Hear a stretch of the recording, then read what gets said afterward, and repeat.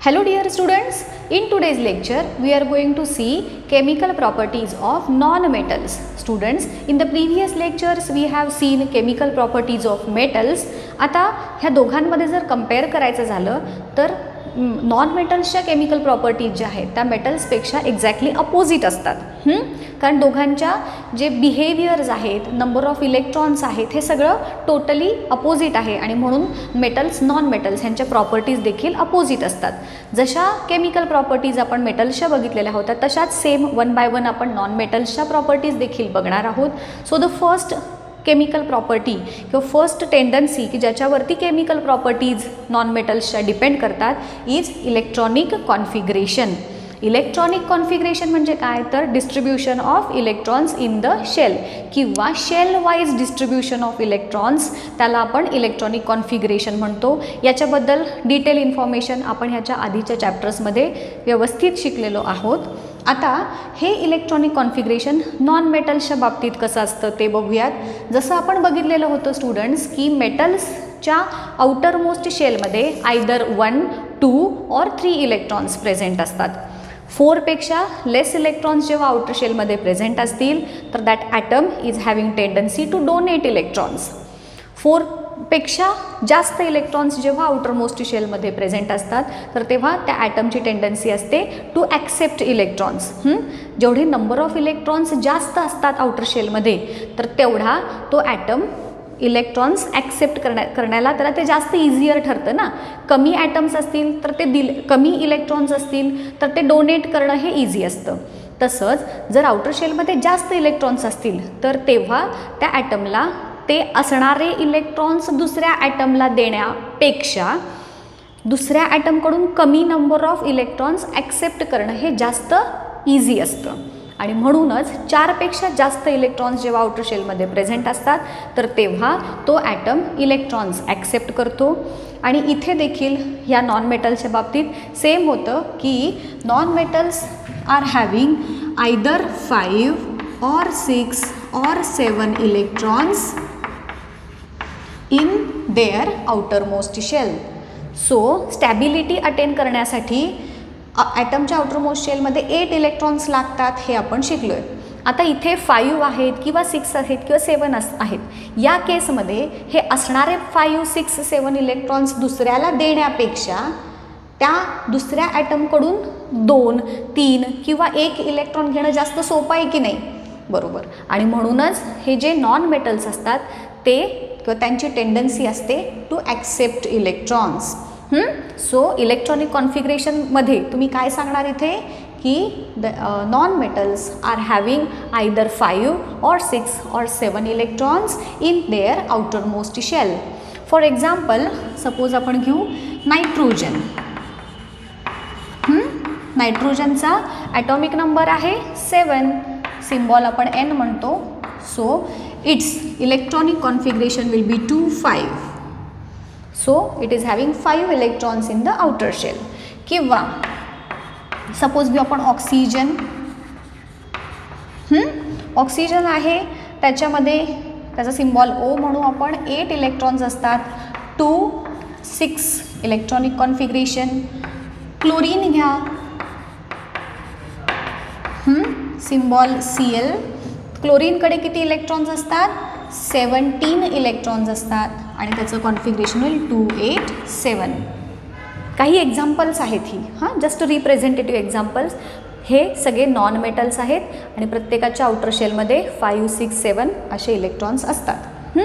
So electronic कॉन्फिगरेशनमध्ये तुम्ही एवढं मेन्शन कराल. नाव the next chemical property of non-metals is formation of ions.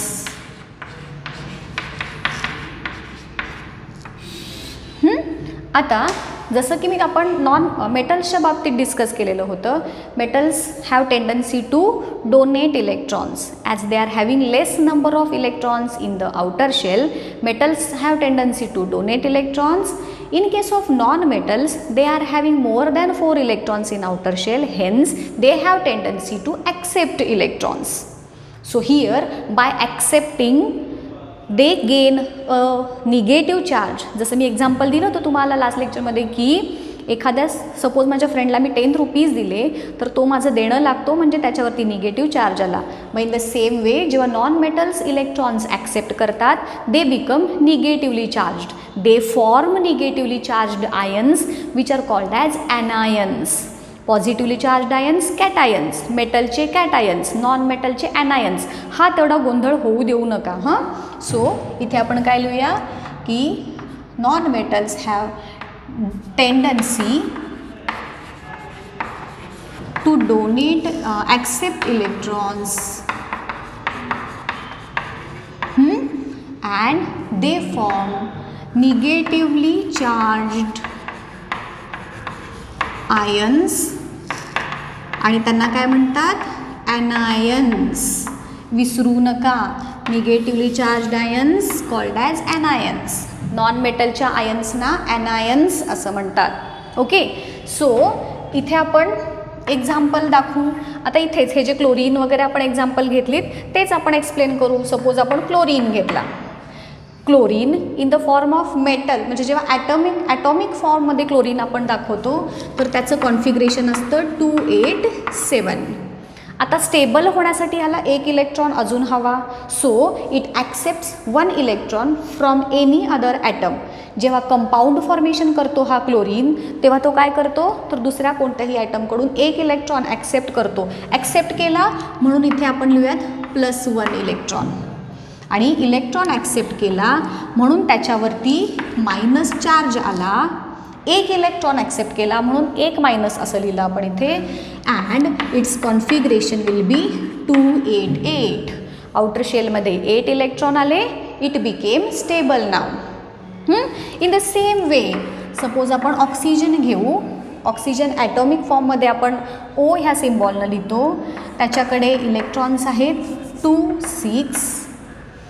त्याला अजून 2 इलेक्ट्रॉन्स हवेत to become stable. So it will accept 2 electrons from any other atom and 2 electron accept केलेत की नाही म्हणून त्याच्यावरती -2 चार्ज म्हणजे 2 आणि 2 असे 2 मायनस. किंवा हेच आपण असं पण लिहू शकतो 2 -2 असं नाही लिहिता येणार. आपण जर असं -2 लिहिलं तर त्याचा अर्थ बदलतो म्हणून आयदर असं लिहा किंवा ह्या पद्धतीनं तुम्ही लिहू शकता. आता 2 इलेक्ट्रॉन्स ॲक्सेप्ट केले म्हणून याच्यावरती चार्ज आला -2 आणि ह्याचं कॉन्फिगरेशन झालं 28. आउटर शेलमध्ये 8 इलेक्ट्रॉन्स आले. Okay. So formation of ions non मेटलच्या बाबतीत ॲनायन्स फॉर्म होतात ह्या पद्धतीने. नाव the next is or the third chemical property of the non-metals is reaction with oxygen. Metals ज्या पद्धतीनं ऑक्सिजन सोबत रिॲक्ट करून त्यांचे ऑक्साईड फॉर्म करतात. In the same way non metals देखील ऑक्सिजन सोबत रिॲक्ट करतात आणि नॉन मेटॅलिक ऑक्साइड्स फॉर्म होतात. Non metals plus oxygen. So what product we will get non metallic oxides. Got it. So हे आपलं जनरल इक्वेशन झालं. कोणतंही एक्झाम्पल घ्या. इथे तुम्ही सपोज कार्बन घेतला. कार्बन हा नॉन मेटल आहे. Oxygen gives CO2. सल्फर घेतला +O2 gives SO2. So here there are certain examples of non metallic oxides. हां आता तुम्ही म्हणाल कार्बन कुठं इलेक्ट्रॉन ॲक्सेप्ट करतो, कार्बन इलेक्ट्रॉन शेअर करतो. ते आपण नेक्स्ट पार्टमध्ये बघणारच आहोत. बट तो इलेक्ट्रॉन डोनेट करत नाही म्हणून आपण त्याला नॉन मेटलमध्ये कन्सिडर केलं. मेटल तो नाही म्हणून तो नॉन मेटल आहे. आता इथे हे जे आपण काय बघितलं होतं रे लास्ट लेक्चरमध्ये की मेटॅलिक ऑक्साईड्स जेव्हा फॉर्म होतात तर ते बेसिक नेचरचे असतात. मी तुम्हाला न्यूट्रलायझेशन रिॲक्शन शिकवलेली होती बरोबर. तो जो व्हिडिओ आपला होता मेटल ऑक्साईड्सच्या रिलेटेड त्याची लिंक मी खाली तुम्हाला डिस्क्रिप्शन बॉक्समध्ये नंतर देते. तुम्ही तो व्हिडिओ देखील बघून घ्या की ज्याच्यामध्ये मेटल ऑक्साईड्स कसे फॉर्म होतात, ते बेसिक नेचरचे का असतात हे एक्सप्लेन केलेलं आहे.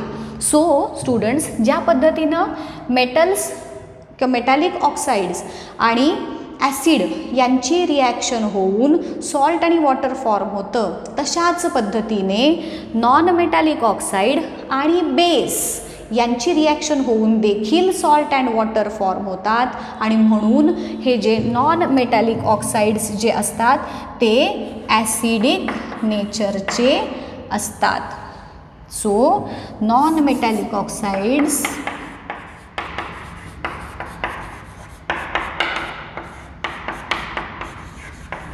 जे आहेत they are acidic in nature. का ॲसिडिक इन नेचर असतात ते तुम्हाला मी ह्याच्या आधीच्या व्हिडिओमध्ये जसं मेटलच्या बाबतीत सांगितलेलं होतं तसंच इथे देखील ॲप्लिकेबल आहे की जेव्हा केव्हा कोणताही नॉन मेटॅलिक ऑक्साईड जेव्हा बेस सोबत रिॲक्ट करतो they again form salt plus water. कोणताही ॲसिड कोणत्याही बेस सोबत रिॲक्ट करताना सॉल्ट आणि वॉटर फॉर्म होतात. त्या रिॲक्शनला न्यूट्रलायझेशन रिॲक्शन म्हणतात. मग ह्या ज्या रिॲक्शन्स आहेत दीज रिॲक्शन्स रिझेंबल न्यूट्रलायझेशन रिॲक्शन.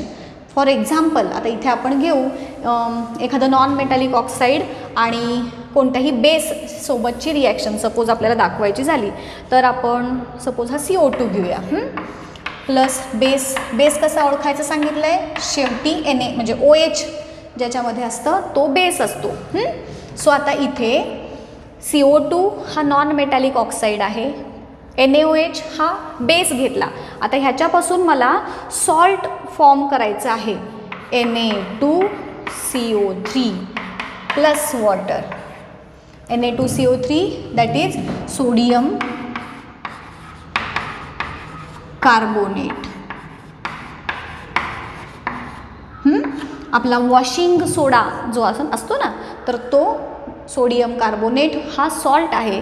आपण जसं 9th 10thमध्ये जाऊ ह्या केमिकल्सवरती आपल्याला वेगळे डिटेल्स स्टडी करायचा आहेच.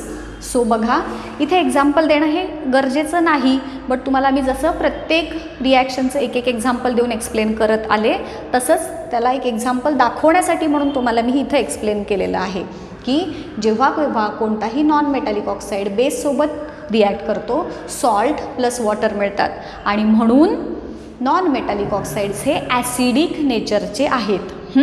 हे कळालं. आता नेक्स्ट पार्ट आहे that is reaction with water. Reaction with water एक लक्षात घ्या, इथे आपण reaction of non metal with water असं बघणार नाही आहोत. इथं आपण बघणार आहोत reaction of non metal oxide with water. Reaction of non metallic oxides with water काय आहे ते बघूया. तर जेव्हा केव्हा कुठलाही non metallic oxide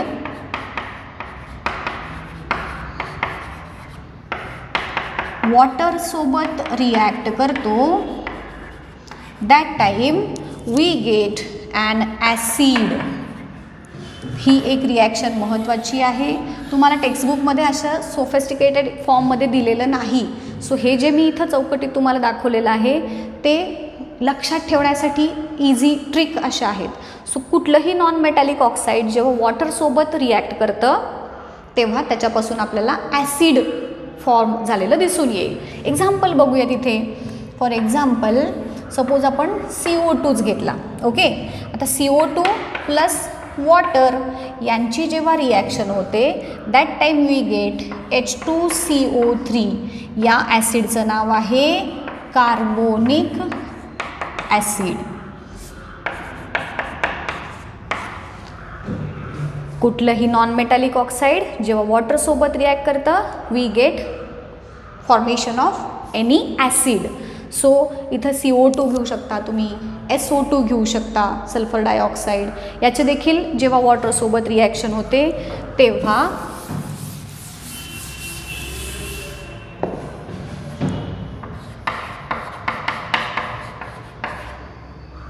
example number 2 एक दाखवते. आय थिंक ही तुम्हाला टेक्स्टबुकमध्ये दिलेलीच आहेत ही एक्झाम्पल्स. याच्यामध्ये H2SO3 नावाचं ॲसिड की ज्याला सल्फ्युरस